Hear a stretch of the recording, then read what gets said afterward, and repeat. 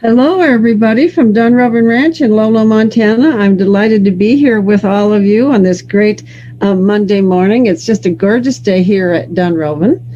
And I'm delighted to introduce some videos from our great friend Brandon Carpenter from his ranch in Rygate. He's been making some short videos for us to show each week. And then immediately following the videos, he'll get on and we have an opportunity to talk with him and to ask him about his ranch life there in Rygate. So without further ado, I'll ask James to get those films going. Excuse me. Hey, hello everyone. On last week's meeting with Suzanne, she was asking me some questions about our corral system, and noticed some things that occurred while we were cutting the cattle out, namely the steers from the heifers to take to the sale yards, that it was kind of different for her because she hadn't noticed that the corrals were in some ways quite as intricate as one would think. So we're going to kind of give you a little tour this morning of what this looks like and why we've got it laid out the way we do, and how animals work through it and the whole purpose of it. So I'll start right here with, I'm standing here at this nice little water hole. This is a great big tire we put in here and cemented it in and got bentonite, which is kind of a natural sealant, in the bottom of it so it would not break free and leak. And you can see it had kind of a little spring that's running above ground there, but if you go right on up that draw over the hill, there is a spring box my great-great-grandpa put in. It's been updated, of course, since the time he did that, but it created a watering hole for this place for all of the animals. And so you can see again, we've got this divided across this. So we've got a pen over here where we can put an animal, I'll hold them. Usually it's got an electric fence around the top. A lot of times we'll put a stallion in there. And these two guys here have joined us because they're both yearlings, stallions, and I'm going to decide which one we're going to keep to put into our breeding program. And so they're coming down here to grab a little bit of something to drink. But we can use this pasture over here, and that where that spring is at. Right now I've got just the larger horse herd out there, and then that pasture there, see how it comes in and comes up to the water, and I can open that gate and swing it around to that post so I can combine these two pastures. And that's where some of the cows are right now. They've had the calves pulled off of them and weaned. I like to calve out there, generally if we can, out in the middle, and then bring these animals in and use these corrals. Now the corrals themselves are all steel. And I should mention we got this water trough. You can see him in there, has an overflow. And you can see this little guy right down there, that orange spot. There's a couple of them in there.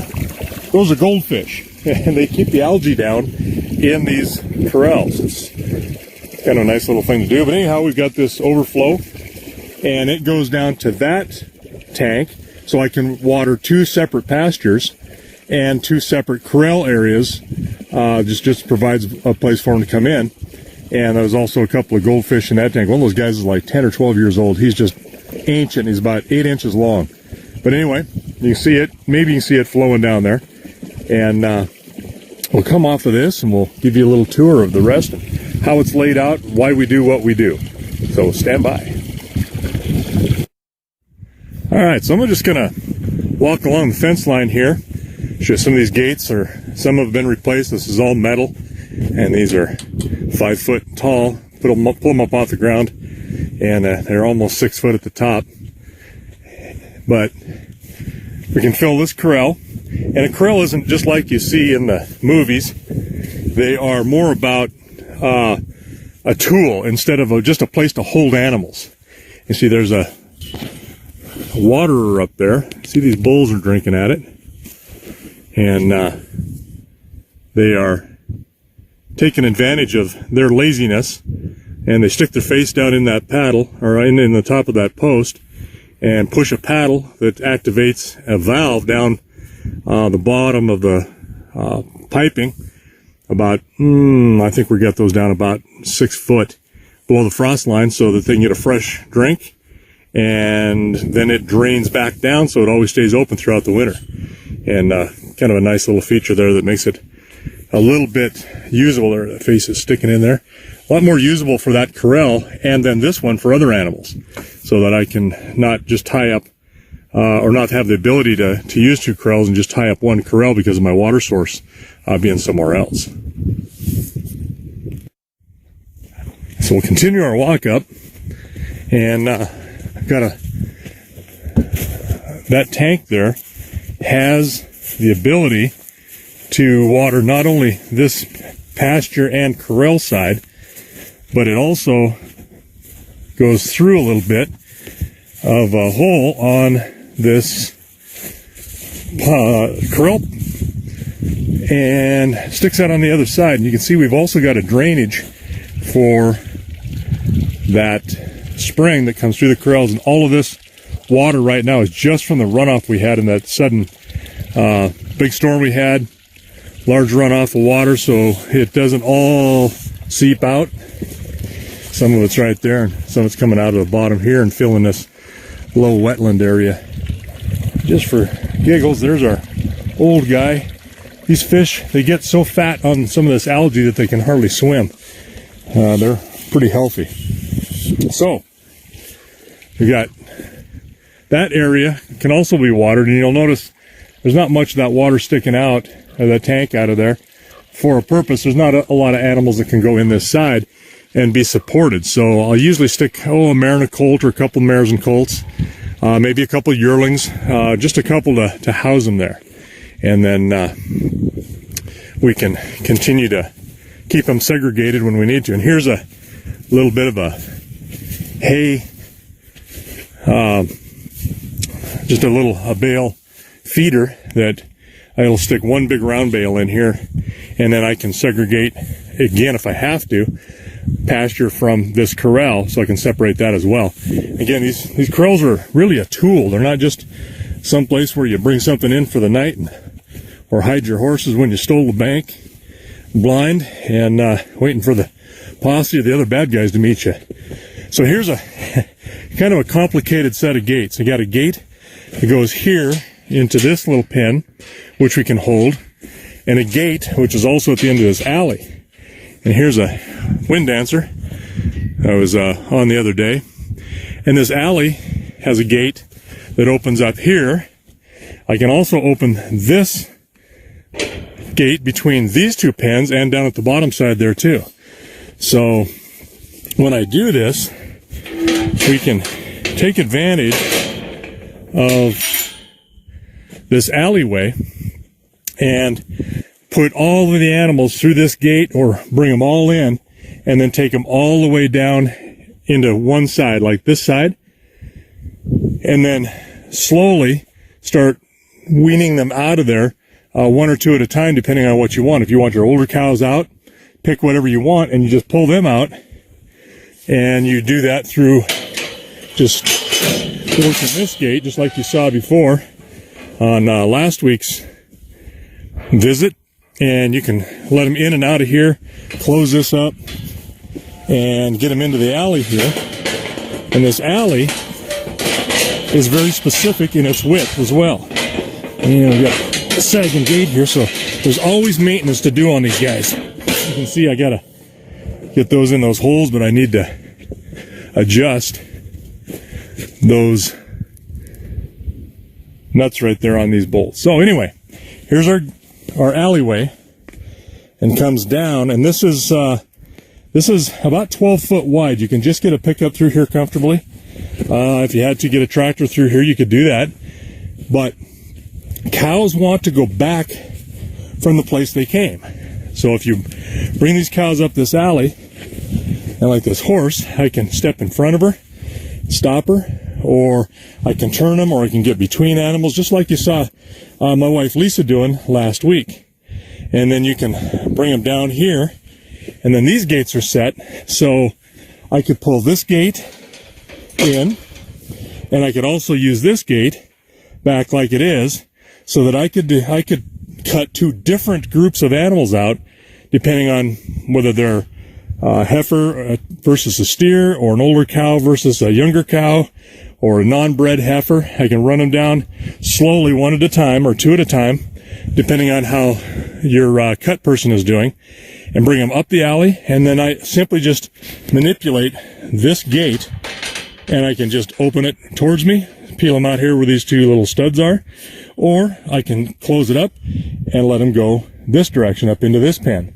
So, yeah, and you can do the same thing at the other end. You can cut two different ways and into that far pen we saw, or we can cut them right back into this pen and hold them here, just so that you're segregating everybody out. Now, one of the neat things that we started doing, kind of a nice little feature, and it really helps. It's not always 100%, because some animals are a little bit more wary, or a little wilder, you know, some of the younger ones, or some of these, say, yearling heifers that we have, think that they're just big calves. They're, you know, kind of like we are. I feel like I'm, 25 years old, and sometimes there's a scared 10-year-old that lives inside me.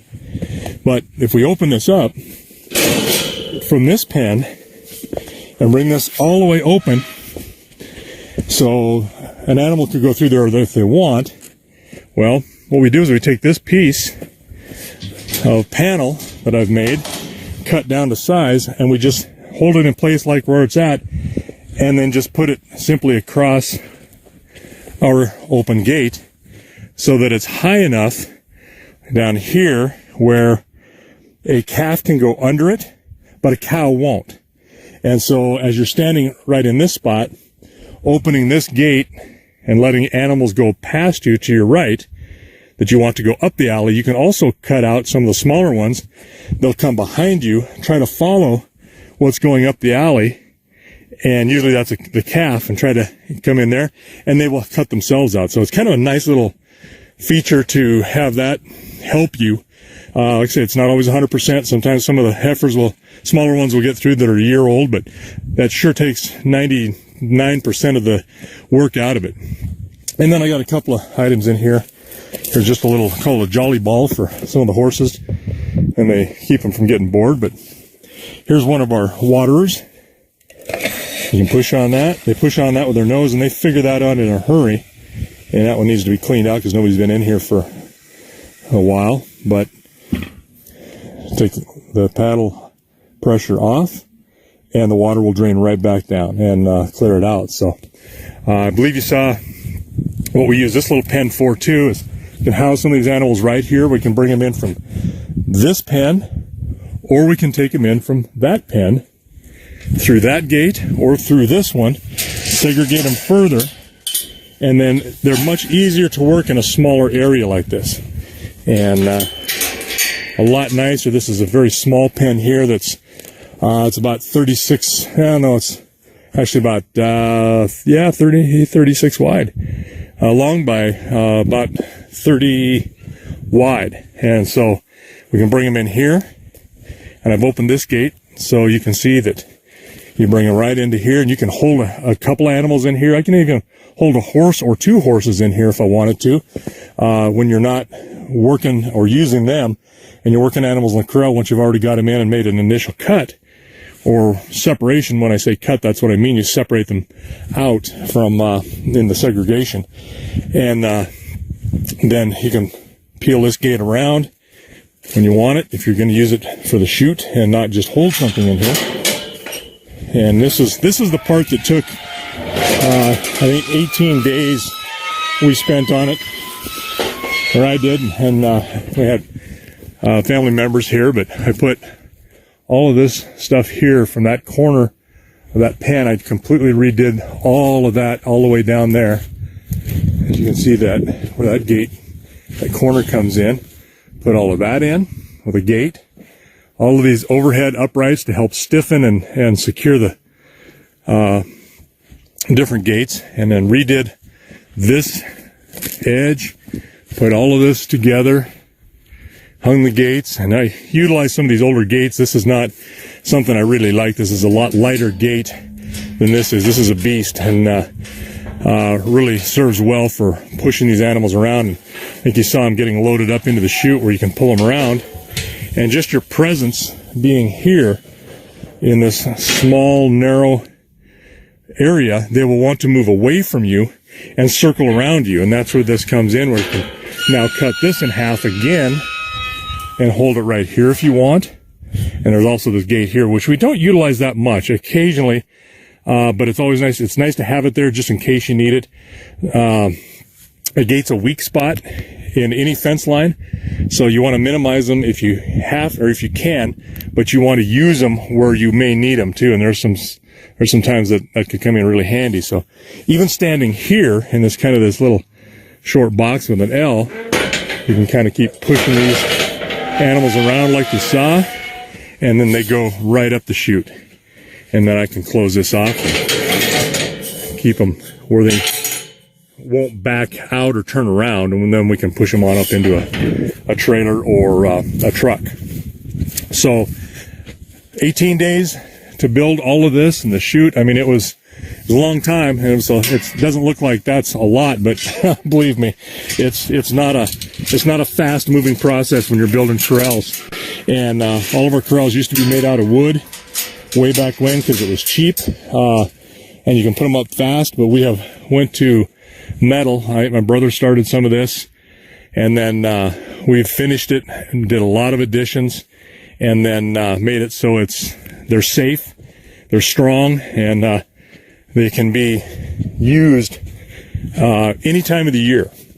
And then we have this round corral. This will stay wood. This will never change because we work horses in here. This is primarily a horse training corral for doing round corral work.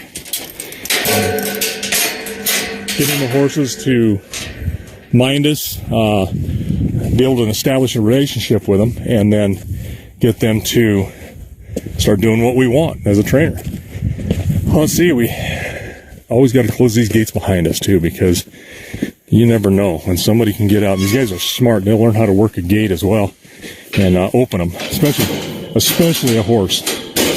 They're way smart. So this is another pen off to the side. They said we could cut into here, and we can cut cattle from one large pen to another large pen like that one. And here's another waterer. And so we can cut cattle using just this gate. We don't necessarily have to use the alley, but the alley is so much easier to use when there's just a couple of people, or these cows move well, and they're really good. I like to bring them up into this pasture, or up into this pen first, and it's about 50 by 50, and then go ahead and push them all the way down where that horse is going into that pen, and then work our way back and separate from one side to the other. It's more efficient. They work faster because they, again, want to go back to where they came. So if you can bring them up into the furthest part of a corral, like say through this alley, they have no problem going right back down through that alley again. And there's no weariness. There's bowling some heifers, or replacement heifers there, that are, some of them that are watering up.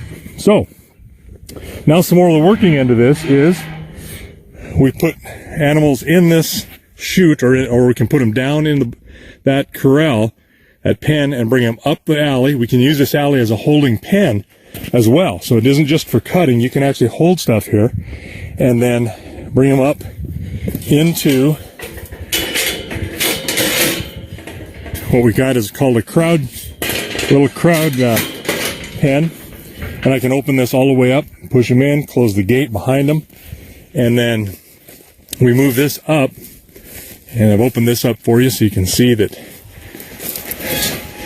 you can then separate this little pen from this, which is a kind of a semicircle. It's a half circle through here, and you can get a few in there. You can close it right here, latch it, or then you can bring it on more closed and latch it right there. And same thing until you come all the way around, until you've got, here's a quarter circle, till you've got this gate or that chute open, and you can open that up with our lines here, and so you can get it bound a little bit. Then they go up the chute and then can't escape into a head catch. I'll open this up and we'll just walk right through there.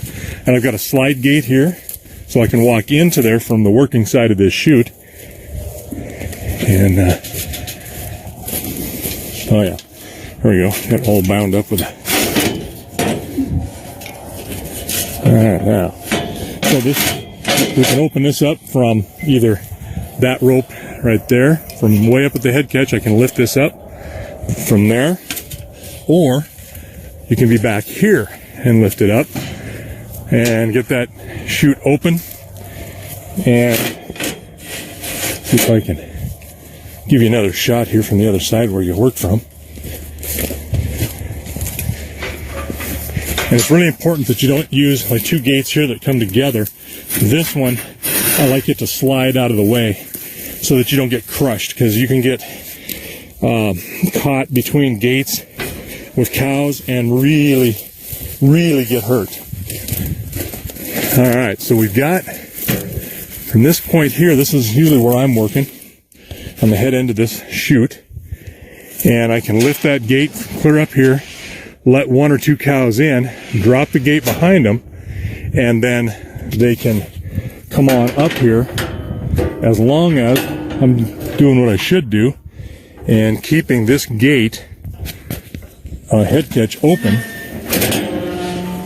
and open it this way a little bit, and then it allows them to come in. There's the end of the tailgate down there. They'll put their head through here, and their shoulders will touch each side of this and push it through, and it locks their head in between here, locks their neck in there, and they can't pull back or pull forward. And then if we need to do something like open this up, so it's right there, so we can step in here, and if we have to pull a calf out here, or the vet will preg test, which we're going to do in about a week, we're going to preg test these gals, and maybe we'll give you a little lesson on that, show you what that's like. But you can get in here, the animal's caught, and they're not going to come back away from you. But this then keeps anybody who's caught in here, and you usually get two cows in there, squeeze them in there, they can't come to you because you close this up, and that stays nice and secure. We always have an escape gate, and this is not a squeeze chute. That's a completely different piece of equipment. This is just a head catch. Squeeze chute would be nice, but I rarely need one, and they're expensive, so you kind of get by with what you can. But I put this gate in here so that if something happens, I can always open this up. If a cow gets stuck, or sometimes they'll fall down, and you can open this up, let them out, and then they can just come right out of here, walk out, and come into the other pen where you would normally turn them out anyway, with this head catch opening up. And here we got some of one of the big Bet Daddy bulls and little heifers, and we don't know who belongs to who. We don't really care, except that sometimes they've got some characteristics that you can tell. It's like, oh, that calf came from that bull. It's kind of like us human parents. You can look at somebody and go, oh yeah, I know who your daddy is, or I know who your mama is. So this feeds up into this area here, and a lot larger area where I like to calve heifers. I don't like calving in a corral because you can see all of the manure and dirt can be problematic for infection on navels on colts, or on calves as well. Mainly calves, because we don't normally put the colts inside. But I need to be able to look at these heifers and assist them, look at them every couple of 3 or 4 hours, and assist them if they start to have trouble calving. And so we keep them up close, and as soon as they calve and that baby has nursed and everybody's healthy, they've been tagged and banded, meaning put rubber bands on the scrotum of the calf, if it's a little bull calf, so we can make him a steer, neuter him basically, everybody's healthy, happy, and then they go out normally into that bigger pasture.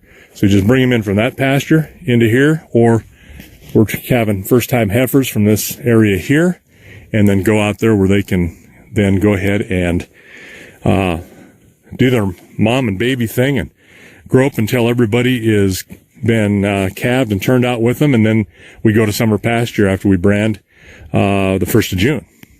So I hope this has been a little bit informative and hasn't been too confusing.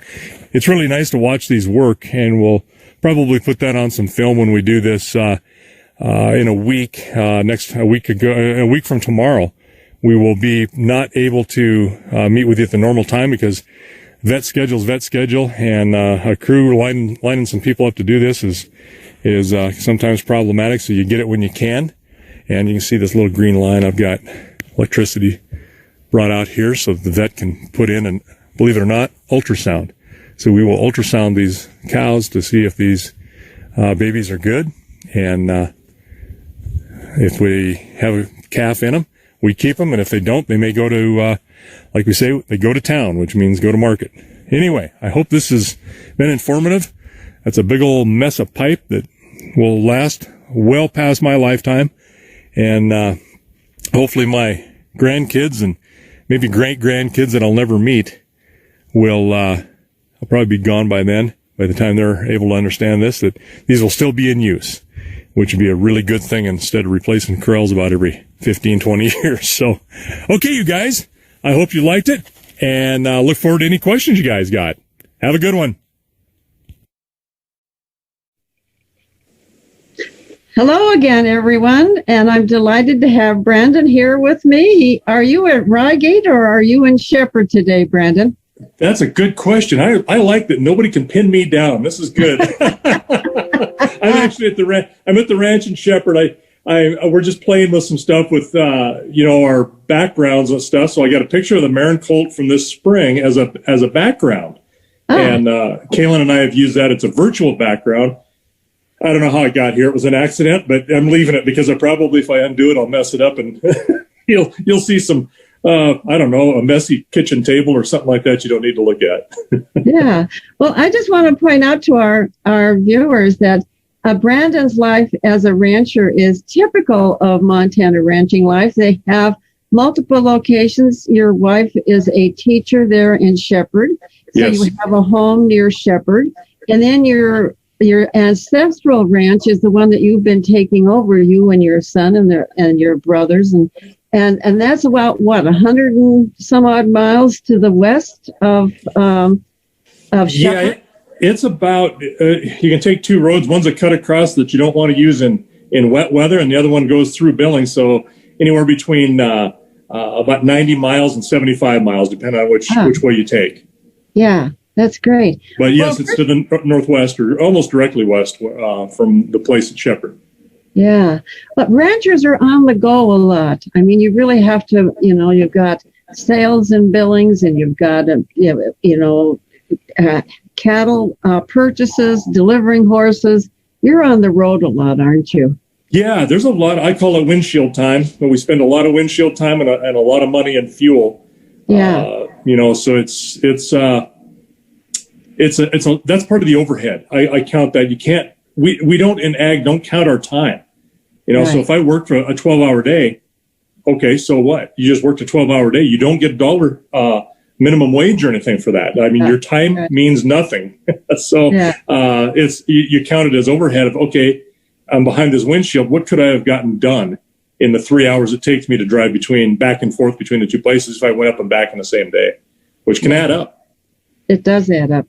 So I wanted to ask you a couple of things about what you showed us in the video, and I wanted to thank you for showing people that.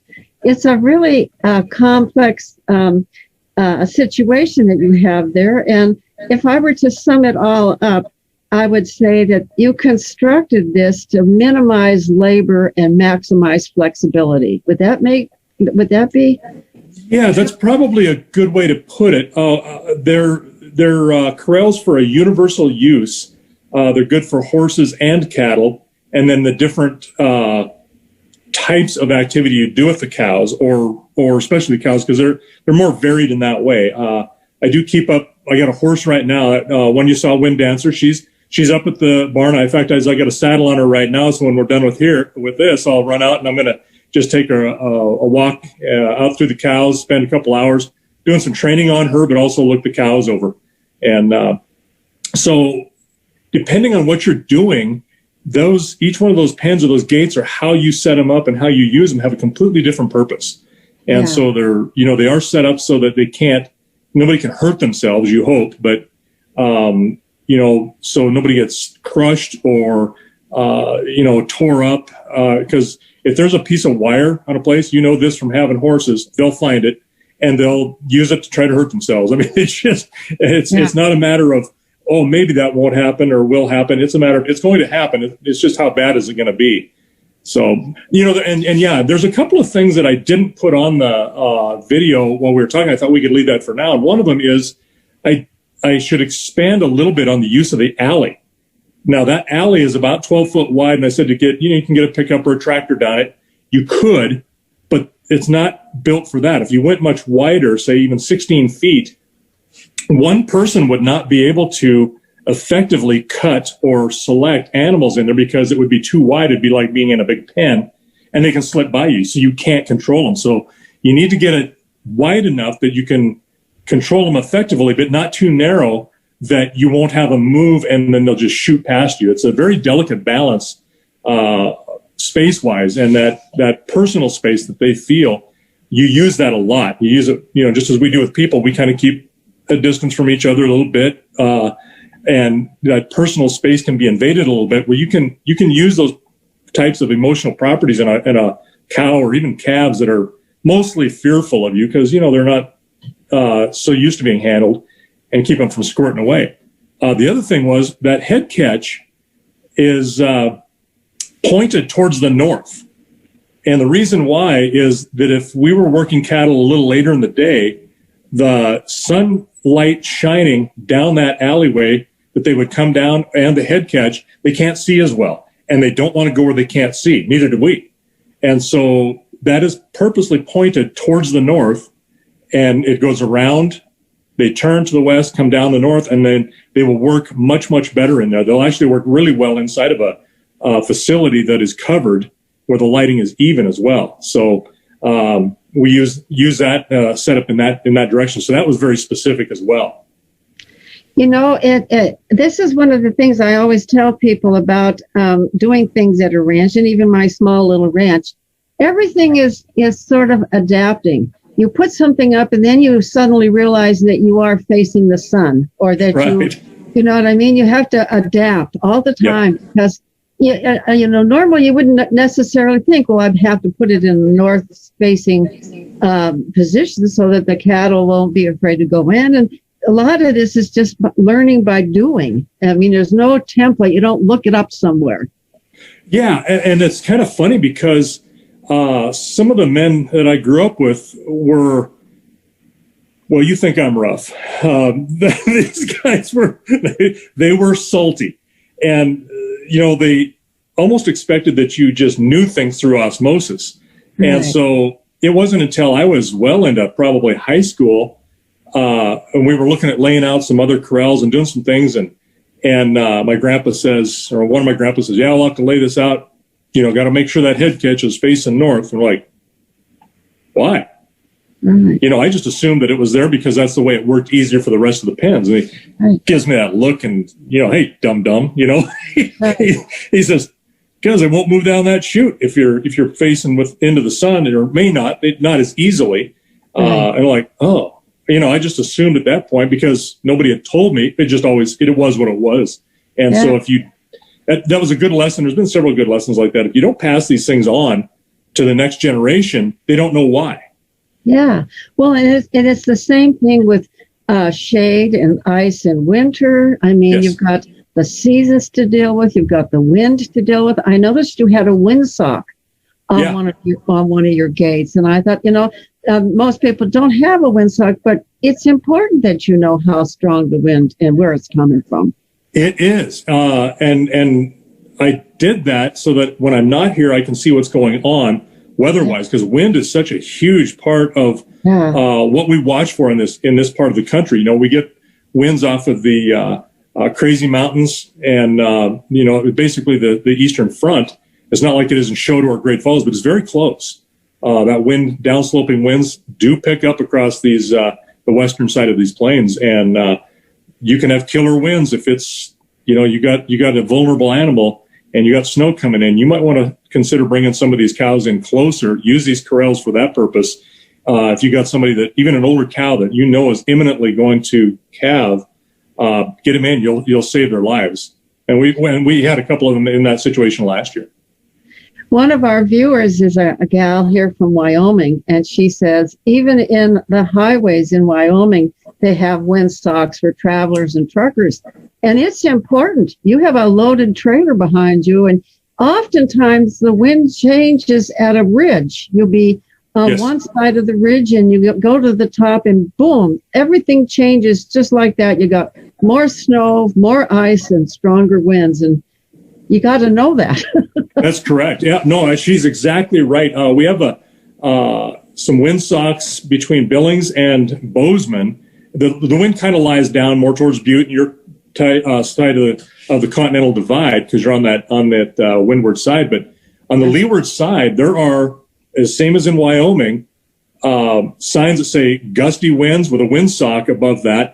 And we kind of joked here how it was last summer. We went through, or on our way to Bozeman, and Big Timber is a big spot. Livingston is a big spot. Going up the pass to Bozeman is a big spot. And there was a new windsock on one of them. The windsocks really get tore to shreds because of the wind. You know, the irony of that, right? Yeah. And so it was a beautiful day, just like it is today. Oh my goodness. Right now it's 55 degrees. It's calm. I'm going to be envious now of Ashley being out in the crowd when we do teletraining with Oggy, unlike last week. But we took a picture of this windsock hanging straight down, not an ounce of wind at Livingston. And we sent it to our son, who's Kalen, who's, you know, over in near Fort Knox, and said, "Hey, look, the wind's not blowing in Livingston. This is a rare day." You know? So it was kind of a joke that the wind wasn't blowing. Yeah. Oh, yeah, absolutely. So there were two things I wanted to ask you about your corral situation that I think people who are not accustomed to ranching might notice but not understand. And that is, you know, the big arch over gates, you know, and this is a really typical, you call it a ranch arch. And many ranches now use them more for decoration. You know, a lot of the high-end ranches where they have the big sign and all of that. But that has a real purpose. That structure is there to support. So could you address that? You had a lot of the big, you know, arch. Yeah, it's a good point. That cross piece on the top stabilizes the gate posts on either side of the gate. Yeah. And it will, if you didn't have that, you may have a part of the fence that will just lay over. If you open the gate, the weight of it would go with the gate because it would just be pulling on it. These gates are, you know, 100 plus pounds, 130, 140 pounds, some of the real heavy ones. So that's a significant amount of weight to hang on the end of something, and it will pull right over. So if you don't put that arch there, or the top piece, and weld it in nicely to stabilize it, you'll have a gate that'll just be falling over one way or the other because the post will become loose from flopping back and forth. And one thing I didn't get into on there is the gates are hung for specifically on one side of the gate or the other, so it will work more efficiently. If I hung the gate like in the alley in the opposite way, it would not work well because you would have to open it from the right. A cow would have to come to you and then turn a 90-degree turn to go up the alley. Right. Well, that's very hard for them to do because all they see is a bunch of gate in front of them or fencing. And so they don't want to turn. They don't see where that opening is. So laying it on the other side and opening in it and letting them come all the way down an alleyway or a fence line, they see that's open and they will go right out that way. And then that's why you would always work, like in that particular pen that I showed where we come out and squeeze them out of there. You always work those cows in a clockwise fashion. you would never work them in a counterclockwise for the same reason. Even with the way the gate is, you'd have to go around the gate and go and take a 90-degree turn. So it's very specific to the efficiency of how that animal would move in and out of a gate and in and out of a pen as to how you would set your gates. Well, and not only that, but you want to use it to protect yourself. I mean, I have always told people, even in a stall situation, use the gate to your advantage. Push the gate in if you want the horse to stay in the stall. Yeah. Use it to block the horse. Don't open it out. You use that gate to protect yourself and to guide the animal. And there was another thing I was going to say that, every real cowboy sits on a corral, but never a gate. Oh, God. I see people sitting on a gate. I get out there and chew them. When we branded last spring, and there were some friends that came and wanted to help. And, it's kind of an event. So folks that don't get to do that very often say, oh, absolutely. And they may or may not know what to do or what not to do. Right. And one of the guy started to climb up, and it was not the hinge side of the gate, but it was the latch side of the gate. Oh, yeah. And he's a, 180-pound man. And I looked over at at Braden. He was home, and I said, hey, do you want to chew his butt for climbing the wrong side of that gate? It's your honor. You get to do this for now, because now And he's like, what? And so we had to explain. So you'll break that gate down. And you saw the one that I had to adjust, or I need to adjust, that I got to pick it back up a little bit and adjust it with the threads and on the nuts and on that big bolt. That's the gate, and I think that's why that happens. So it will stretch and sag those gates and put undue wear on them. And you have to adjust the gates almost every year because you've got freeze and thaw. You've got the ground moves with freeze and thaw, and so it's a never-ending situation of adjusting gates. Gates and maintaining there's a couple of spots that I need to take a welder to, and I got to pull some things together because, yes, the ground moves, and maintenance is a big deal. And these are a lot less maintenance than a wood-type corral, but they're maintenance nonetheless. Yes, and rust, and you've got to take care of all of that kind of thing.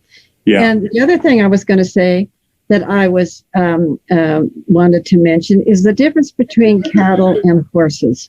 One of the things I point out to people, the one area where I share a pasture with cattle, I have barbed wire. And where I just have horses, I have barbless wire. Cattle are a lot harder on fences than horses are. And people don't recognize the difference between, just their tolerance and their weight and where their weight is on that fence. Right. And cattle are way harder on fences than horses are. Yeah, horses will get their head over and then push a gate or a fence down. You normally don't stick their heads through it unless for some reason somebody is not feeding them like they should and there's grass over there. Then they may stick their head through, but they usually will reach over the top because they're taller and push a fence down. A cow will stick their head through it, and if their head is through it, it's like that's all they know is just their head, because they will try to push through it, and they're very hard on any kind of fence. Yeah.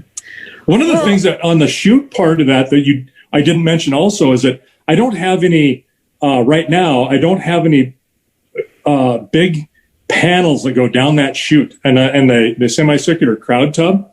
I want to put some big old sheets of like poly type, so it's weatherproof, almost like a real thin, be like a thin plywood, only it's in poly, because if they can't see out, they will look for the hole, and then it helps guide them down, and they will move down an alley much, much easier. So those that know a little bit about corrals will notice there weren't any on there, but those will be coming. So it's slow. It's all about how much money you got in your pocket at the end of the year that you can make some more improvements. Right. And it's through using it that you see those improvements. You think it's through using it and understanding where the weak spots are that you can, make those kinds of decisions. Well, I think our Ashley is ready for you at this point with all right. Oggy. Help me out here, James. Is Ashley all geared up and mic'd up? Are we ready to go? I'm here. I'm ready to go. That's great, Ashley, on a nice, beautiful day. So I'm going to hand it over to the two of you, and I want to thank you, Brandon, for sharing these videos. It's been a lot of fun getting to know your ranch life, and I'm really pleased to be able to have these kind of conversations with you.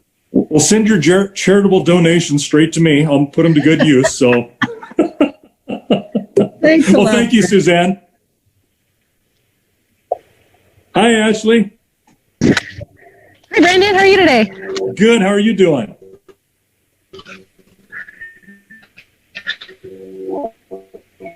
Are you hearing me yet? I'm doing well. I'm very happy that the sun is out at 7. Well, you know, I think now, last week you were in the snow and the cold, and I was where it was nice and warm. And today I'm inside, and you get to be out in the nice sunshine, warm. It looks like the weather's, I assume, is pretty similar there that it is here. It's about 55 degrees and beautiful.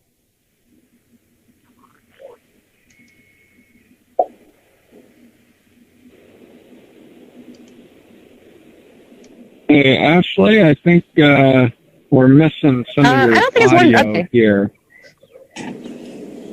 Yeah, we might have to have you dial into the phone number instead of using Wi-Fi. We'll have to see how that goes here. Oh, I see. Okay.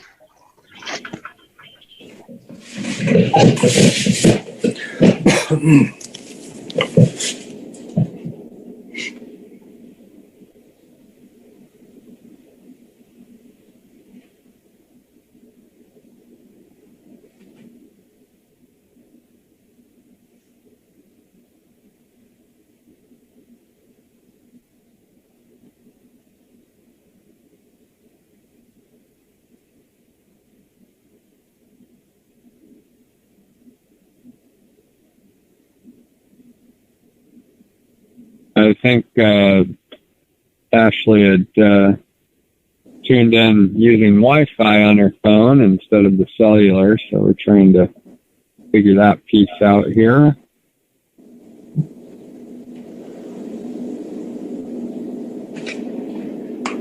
There's never a handy 12-year-old around when you got electronics problems, right?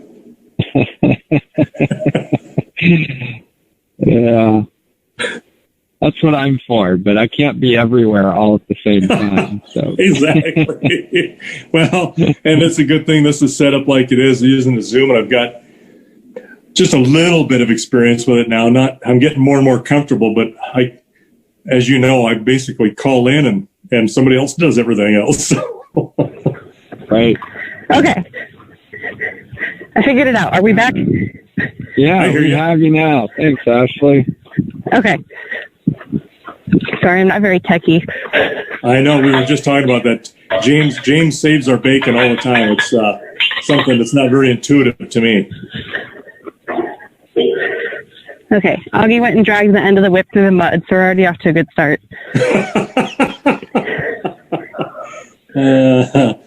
Okay. So, I need to come up with a plan for today of what I want for him to do. And I noticed last time that we had a hard time of me, I guess, controlling him and his direction and speed. Yes. And part of that may have been a little bit weather related, but not necessarily entirely weather related. So I would expect that he will probably challenge you a little bit. I'm not sure. I mean, I'm just taking a guess, but probably not like he did last time right off. Now, with that said, he may get to the point where he challenges you because he just wants to. And he's going to, try to take control. So we want to be aware of that. And when it happens, then correct it immediately. Okay. Good boy.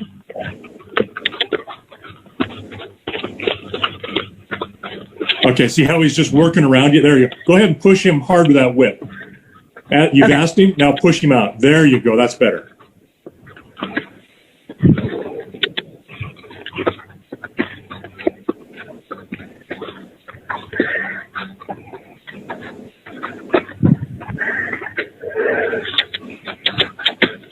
There you go. See how he's trying to shortcut you? He's just trying to be the one that controls where he's at. So if he does that or tends to do that more, I wouldn't give him many chances. I would absolutely just jump right on him and make him get back out where we're supposed to be, and do it with some impulse. Make it a little bit hard for him. Make him have to move quickly and get right back out there. Good boy. And I like that you're starting slow at the walk. That's so important. That's a very good job. We don't want to just take off and make them run. So that's great choice. Much better than last time. Yeah, well, and it's because he was trying to push, so you were having more of a trouble pulling him down. It was not you that was really doing that. Okay. Whoa. Good boy. Better. Very good. Good boy.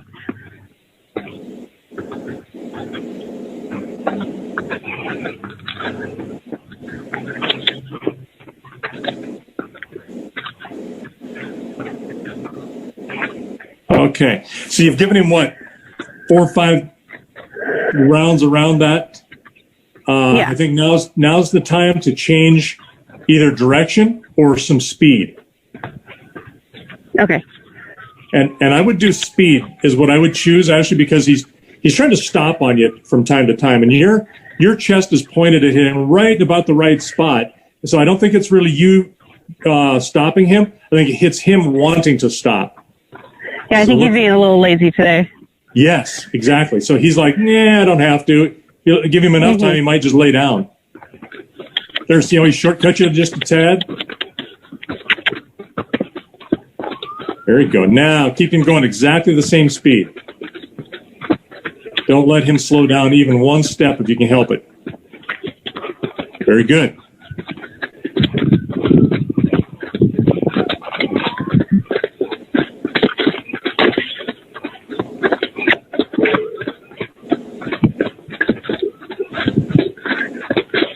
Very good. You're doing great. That's a lot better. A lot better on the consistent movement. He's not slowing down and he's not trying to take off. So very good.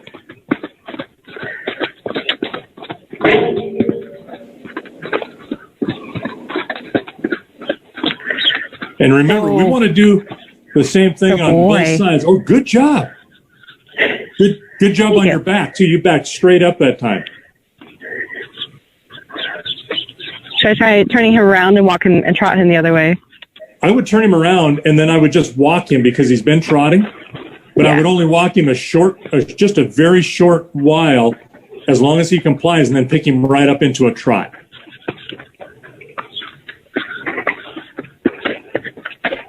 Good boy. Very good.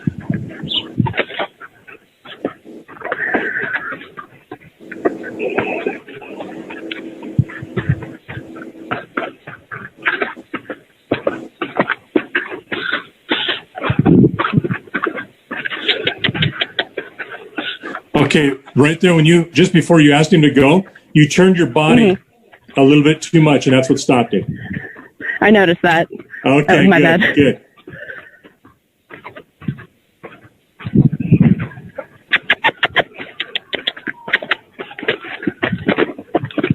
Good boy. Good.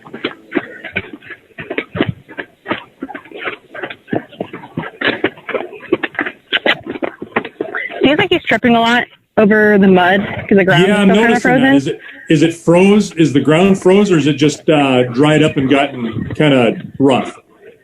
It's a little muddy. It's a little frozen. Okay, he might be just stepping on stuff. Did he get a recent trim? He did on Friday, so could be a little sensitive. Yeah, he might be just a little tender, tad bit with that stuff being rough and setting down on it. So I noticed seemed like he was a little tender on the front end, and I assumed it was just because it was rough. Good boy.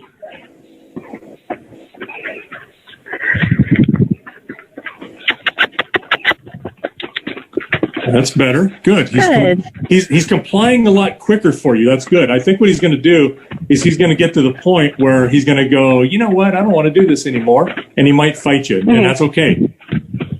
He does, and we'll just fix that. Whoa. That was a sloppy. Way sloppy. Yeah. So yeah. You're right. Now, I would work on some turns with him. Ooh. Yeah, good. Okay, so we're not going to work on turns. We're going to work on him just standing there then. Because he moved off, he needs to stand. So see how flexible our plan has to be. Yeah. So, like, you can go into it with a plan, but you might have to change it once you get there. That's right.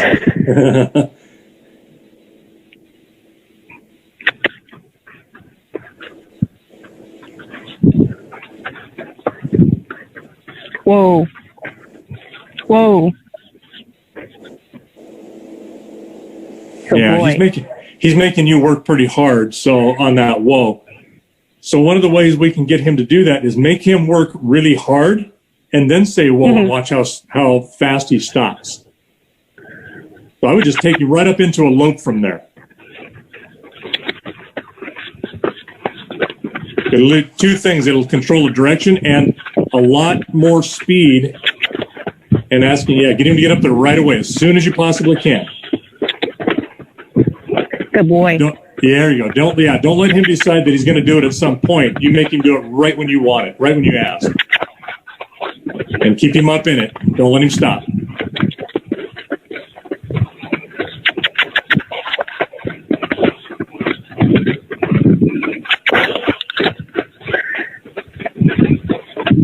He's still not. Yep. You got to get on him. Be more assertive. Even more. He's daring you to do anything.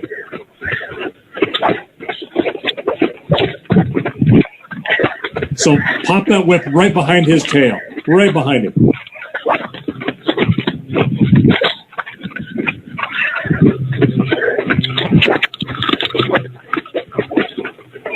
Good boy.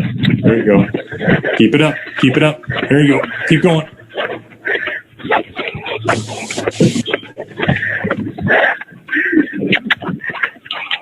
Okay, you see how he's continuing to trot, keep slowing down? So don't be shy. Just almost pop him on the butt. Just almost whisper that whip right behind his tail, right at it, and make him know you mean business. I mean, we're not punishing him. We're just asking him to move. Right.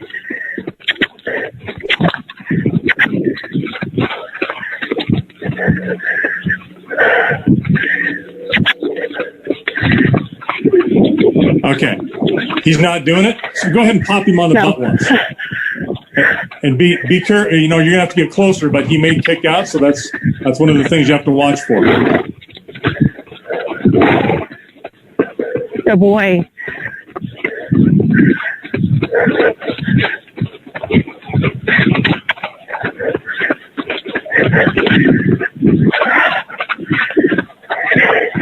Okay.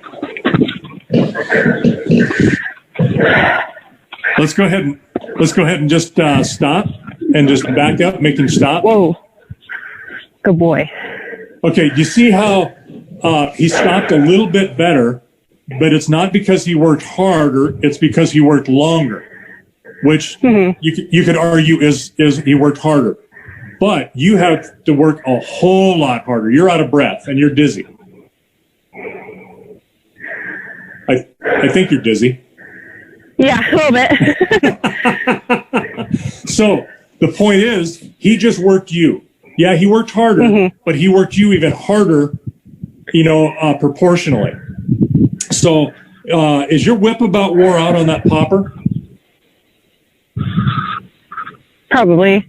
Yeah, pretty frayed. You might consider one of those longer whips. I know you got a longer one there that you can work out. It's a little harder to wield in there without stepping on it, but that might be a good thing to go to so that you can not have to chase him as far.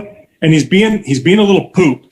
So I'm not adverse to when you keep asking and asking and asking, and he's basically telling you no. He'll give you one leap or one or two kind of lopes where he's starting to pick himself up, and then he's like, "Yeah, I don't need to do any more." Then when he does that, pop him on the butt with it. You don't have to be hard. You're not going to beat him to death, but just pop him and let him know that no, you're there. And then I would have him, instead of praising him right away for getting into a lope, give it 2 or 3 good strides before you praise him. And that's not normally what I've told you to do. I've told you to praise him right away, but he's still in the act of doing it. Right now he's getting praised for, and you're being really good and really timely about the minute he takes a lifted stride, and you're praising him, which is right. But then as soon as he gets praised, then he stops. He goes, I don't have to do any more. Makes sense? Well, yeah, I did the job. It's okay. I'm done. Yes. So we might want to incorporate maybe a little bit longer whip, or get that one. You can buy poppers for them, but it's probably still a little bit short for you and your arms. I've kind of got monkey arms, so I can reach out there a lot easier. But okay, I mean that makes sense.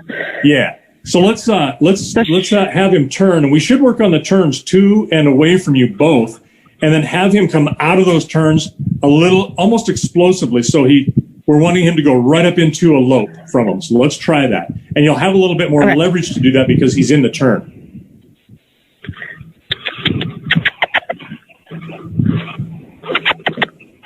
There you go. Good. Go ahead and start popping him right now.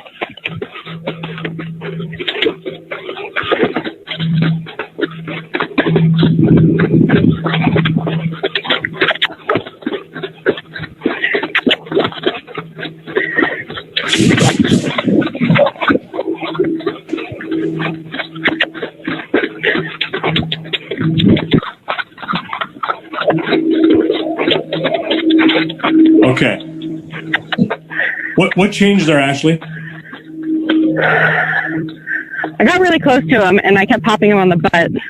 Okay. So what he might do is he's right, maybe getting ready to say and strike or kick with that hind leg. So he's going to start saying no. Right now he's telling you no, and he's winning. So he's kind of beating you like a government mule right now. So what we want to do is make sure he doesn't, and you're going to have to really reestablish or greatly establish your dominance. He's just trying to dominate you passively. Yeah. But he's going to get irritated, and he's going to try to kick at you at the same time when you try to make him work. And that's what you want to correct, that behavior, and also that bad thought. We don't want him thinking that he can kick out at you.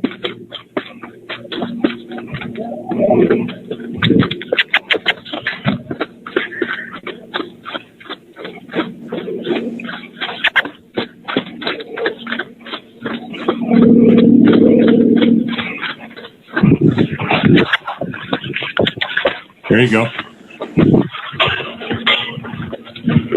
Get on him hard. Push, push, push, push.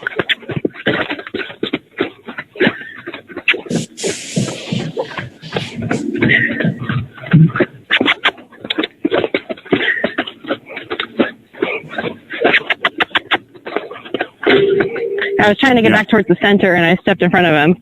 Yeah, I saw that. It's okay. You corrected it. You saw what it was, and I saw you move back, and it's like, okay, you got it.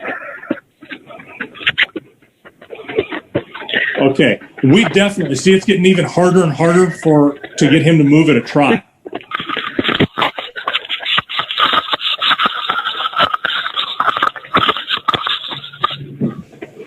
So you're expending more and more energy and more time trying to get him to move faster, and he's stopping that forward, more speedy movement. And by doing that, he's reinforcing that he doesn't have to do it. So he's being just a little jerk, and he's doing it very passively. So, do you have the ability to go grab that longer whip real quick? Yeah, I can do that. Let's do that. Let's go ahead and let him stop. Good boy. Let him rest, and we'll just, and he's stopped. He's staying there, so this is good. We'll just give him a minute to be gathering his own thoughts, and I think he's going to stand there and go, "Ha! I just ran her out of the corral.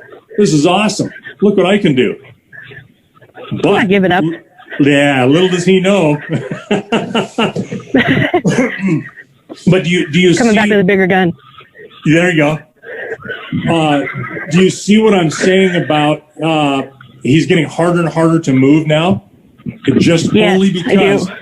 Yeah, and so you he thinks he can get away with it. That's right, and you're trying to do it, but I also want you to stay. I want you to be safe. See, you can't see this, but he's wandering around back and forth around the gate with his head stuck over the fence. He really wants to come out, and he thinks, hey, I'm done now. I just ran her off. I want to go do my own thing.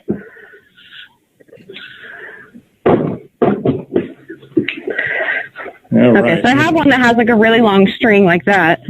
Okay. Is that probably better? Yeah, anything that you can get a little more length at, because I think we're at the point now where we have to reinforce in him that he has to move, and we may have to pop him on the butt. I mean, just pop him on the butt with it. Don't be afraid that you're going to hurt him, because you're not. And he's probably going to kick out at you because he's done this before. And this is actually a good thing. It's like you can leave the lesson. You can stop what you're doing to reinitiate what you really need him to do. So don't feel like, oh, geez, I failed at this. No, you're just going and getting a better tool and something that's going to help you. So, don't feel like that you have to keep, doing the same thing and defining insanity. You don't have to do that. There you go.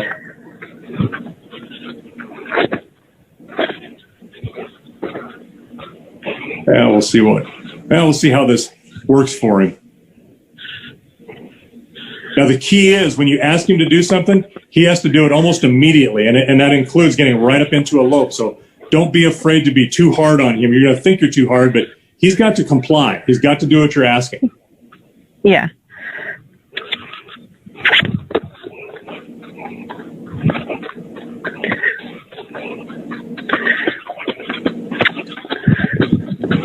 I don't like this one. Yeah, it's a little hard to use. It's gonna take some getting used to it, but at least it's gonna keep some distance, and you're gonna be able to pop him a little bit. You might come back and pop yourself on the face, so be careful. Yeah. But just roll that thing and throw it like a rope. Look at that. Look at him stop. Pop him right on the butt now.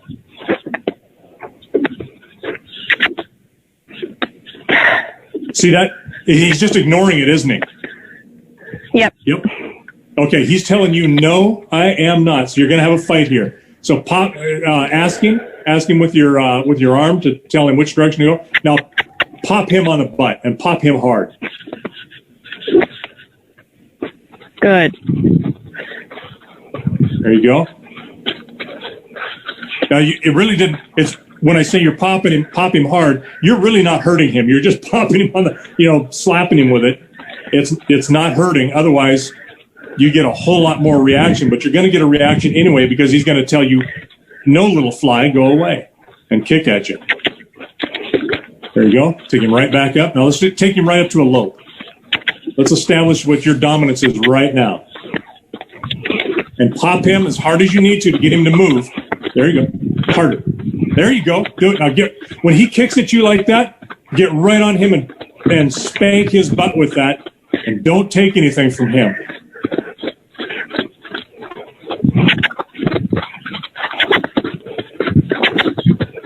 There you go. You're almost there. Look at him flip that tail. He's just absolutely being non-compliant. Keep going. Keep going hard.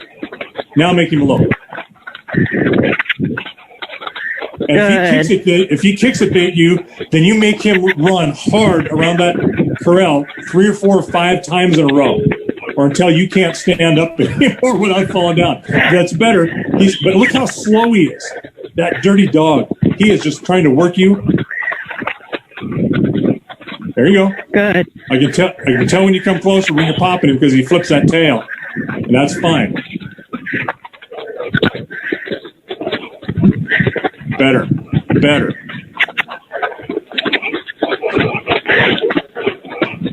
When you ask him and he does not break into a lope, then pop him with that right away. There we go. Better. Now you can praise him as he's going. That's good.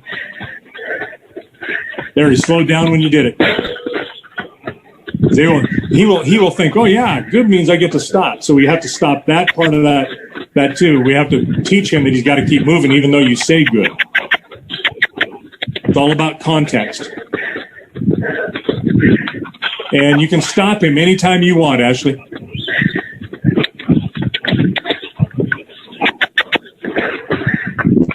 Oh, that's a better turn. Good job. See how much easier it is now? Mm-hmm. And you're not chasing him quite like you were. It's of course I have the nice advantage to be able to see this as a third person, and you see how much you're not working. You're still working, but not like you were. Yeah. Yeah, he's got to get used to just when you ask, he has to comply. Whoa. Good boy. Much better. Yeah, that makes a whole lot more sense. Okay. Yeah. Okay, so let's just give yourself a breather as well. Let's give him a little he's breathing, he's licking. Yeah, let's let him wait till he drops that head. And he will. Give him a minute. It might only be a couple inches, but he will drop his head. He might go all the way to the ground. We don't know, but let's give him a chance. Let him think about what he's just had to endure because of his bad decision making. These are all about. Yeah, he's breathing really hard. He's panting. Yeah. And if you want, make yourself take a big deep sigh yourself and let it out, and watch what he does. See if he does the same thing.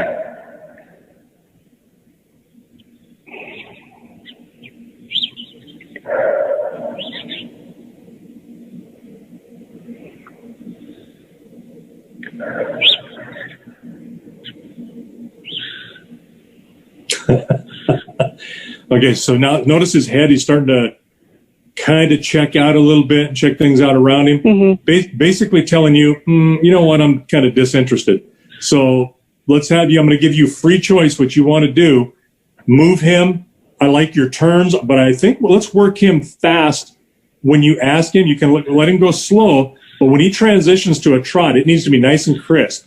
Or if you take him right up to a lope from a walk, it needs to be nice and crisp. And you're just going to have to get right on him and experience him. He's going to kick at you, I'm sure of it, like you did that once. And when he does, you discipline him for it, but you keep him moving. Okay. Yeah. Okay. Yeah, I'd like to go from walk to trot and make it really crisp. Yep. Okay. That'll be fine. Easy. That's better.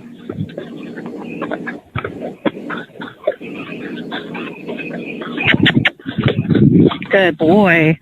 Good. Very good. Now try to keep yourself centered. There you go. Good job. You got just a little ahead of him, but that's okay. You corrected it. The whole idea is for you not to move, but he moves around you and is fast or slow as you want him to go. Much better. Look at that. Very good. Making some good headway here. Easy. Very good. Good job. Very good job. He stopped and then you asked him to go right away. That's perfect. Very good.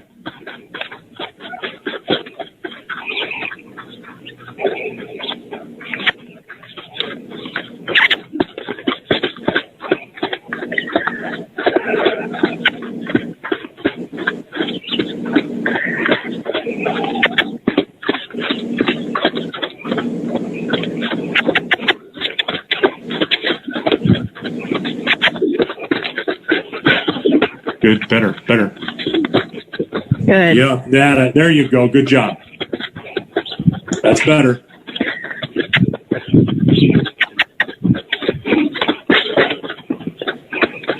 Make him go.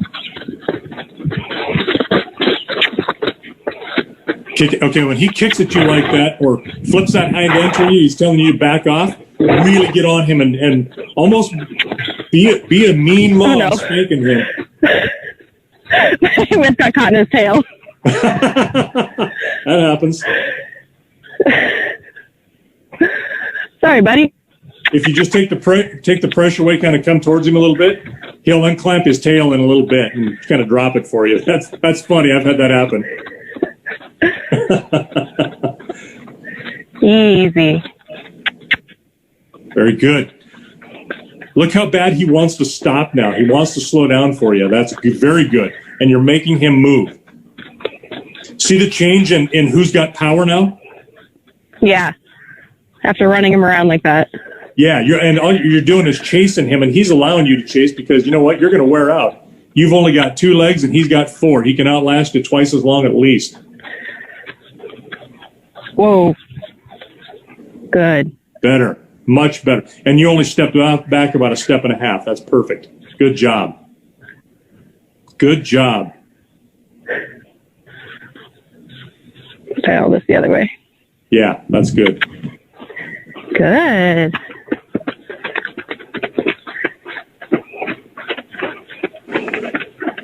Good job. One thing about it, they're always going to try you. And you want them to try you because you want that challenge. You want them to have that desire to try to do what they want to do, but then you just mold that and make sure that you are the one that's making all the decisions. And they're happy to comply once they understand that, you know what, you're the boss, you got to comply. Easy. Good. Good job. Very good job. I like it.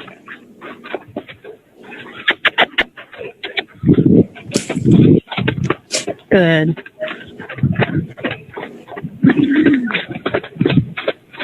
Easy. Good.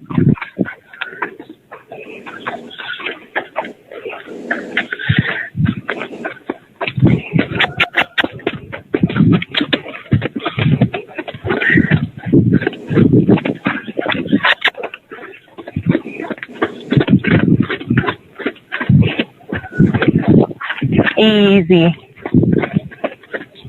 Good job. Very good job. I like your consistency now. Yeah, and I'm just trying to fine tune that. Go and stop. Go and stop. Yes. Whoa. No, you're doing just fine. Good. Good now boy. That's a much better stop from a walk. Mhm. Didn't drag into it. Better. Yeah. And that's the same direction he was going before when he was super sloppy. Yeah. All right. So I think, yeah, there you go. Praise him a little bit. And then we've only got about 10 minutes at the very most that we want to utilize. But there, that's good. He dropped that head. Good boy. Starting to relax a little bit more. And I would actually, I hate to cut it short for time management, but this is a really good spot to actually stop because you've got him to I would comply agree with you. I think yeah. I think if we push it any farther, we could mess something up.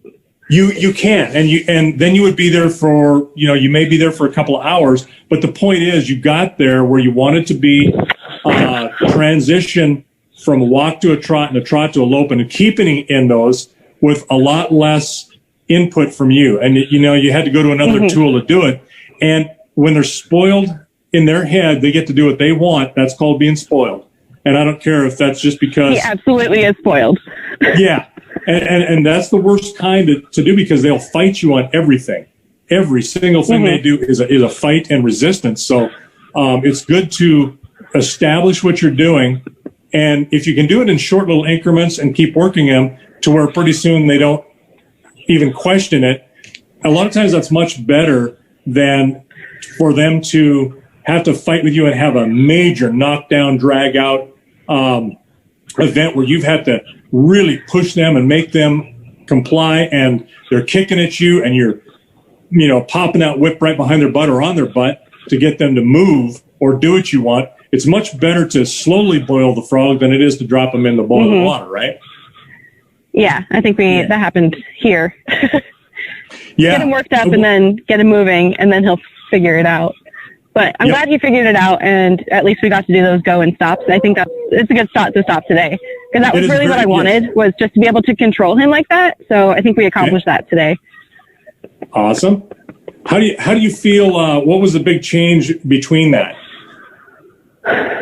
It was kind of frustrating to not be able to get him to go, and he knows that I'm frustrated, and so he's just going to keep pushing my buttons because what I was doing wasn't working. And so not for you. Instead of like making him do, not for me. Yeah. So instead of like continuing doing that and getting no results, might as well change what I'm doing. And then we got results after that. So that was a nice thing to see, that you can use different aids or different tools to get you the results that you're looking for. Yeah. And you did that you stopped, and we just took the advantage of him stopping and then just going ahead. Okay, let's just hit a reset here. It wasn't like you had him going and you just turned around and walked off.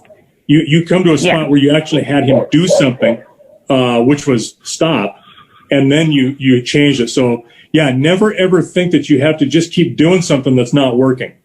You try to make it work, but if it doesn't, you got to change. You got to change plans. Yeah, it's like if he keeps if he keeps, fighting with me on something, then I would rather change what I'm doing than try and get him to do it, because maybe that thing isn't working, but we'll try something else, and then we'll come back to the thing that isn't working with the different way to do it. Yeah. And one of the things you always have to remember, that if it's not working for you, you're trying to do something to reinforce his thought process. And if it's not working, it's still reinforcing his thought process. So, there's, and I've said this before, and I don't know if we covered this. If you handle a horse, even if you handle them, you're a horse trainer, because there's only one of three possible outcomes that can ever happen. And even if you don't believe you're a horse trainer, or you've been only around horses for a month, you're still a horse trainer. You'll handle them in such a way that lets their behavior get worse. Or yes, every time you interact with them, you have to be teaching them.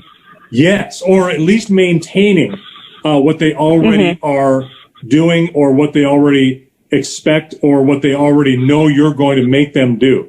And then the third thing is, just as you say, is that you're teaching them something. So you can make their behavior worse, maintain it, or make it better. That's the only three outcomes that I can think of. And no matter what your skill level is, you're still training them at that point. You're a trainer.